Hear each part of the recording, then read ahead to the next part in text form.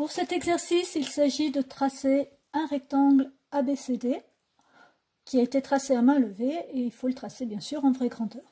Alors, on sait que c'est un rectangle, donc ici, je vais avoir 4 angles droits. Je connais la largeur 3 cm et je connais la longueur de la diagonale. On ne peut pas tracer directement ce rectangle, et on va commencer par tracer en fait le triangle ABC rectangle en B. Alors pour cela, je vais commencer par tracer mon angle droit. Donc je vais tracer ici mon angle droit.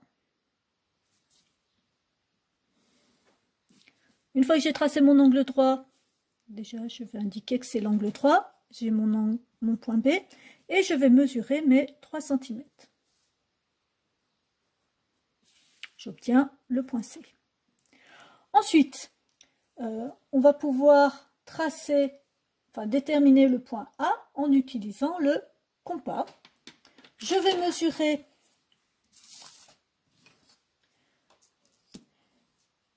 à l'aide du compas 6 cm, donc je pique sur 0 et j'ouvre mon compas jusqu'à 6 cm.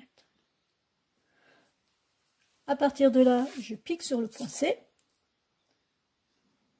et je trace un arc de cercle qui va couper l'autre côté de l'angle droit. Du coup, ici, je vais pouvoir déterminer mon point A. Alors, si on veut, on trace la diagonale, mais ce n'est pas nécessaire. Tracer légèrement. Et il ne me reste plus qu'à terminer mon rectangle. Donc, je vais tracer un angle droit ici en A. Je vais tracer la perpendiculaire à la droite AB passant par le point A. Et je vais tracer la perpendiculaire à la droite BC passant par le point C. Donc j'aurai mon angle droit en C.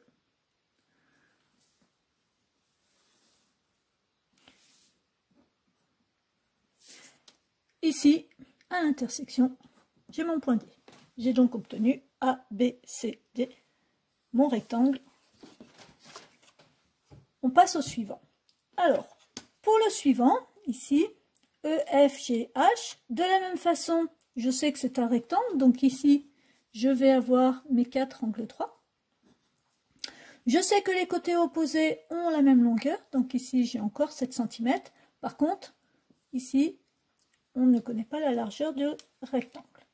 Donc, je vais commencer par tracer le triangle EGH. Je pourrais aussi commencer par tracer le triangle EFG, mais il faudrait que je démontre qu'ici, j'ai la même mesure. Donc, on va commencer par EHG. Je trace mon segment HG de 7 cm.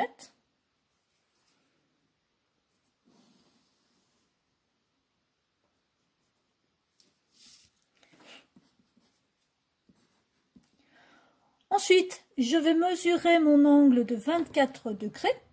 Pour cela, je vais utiliser le rapporteur. Je vais placer le centre de mon rapporteur sur le point G et je vérifierai que la graduation est dans le prolongement de HG. Donc, je place le centre de mon rapporteur sur HG, ici. Et je vérifie que la graduation 0 est dans le prolongement. Vous voyez, ici, je suis de travers. Je suis sur le sommet G, mais je ne suis pas dans le prolongement.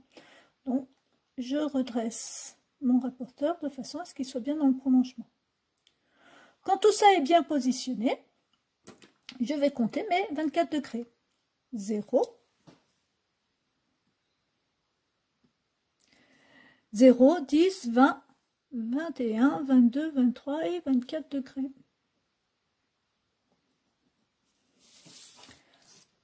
Je trace mon angle.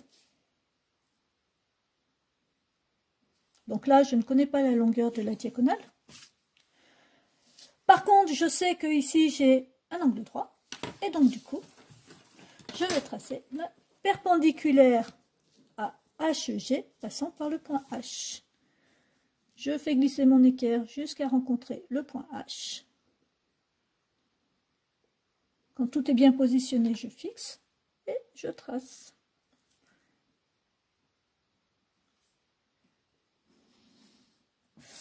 À l'intersection ici, j'aurai mon point E. Et j'ai plus qu'à finir de tracer mon rectangle. Donc je vais tracer la perpendiculaire à EH passant par le point E. Et la perpendiculaire à HG passant par le point G.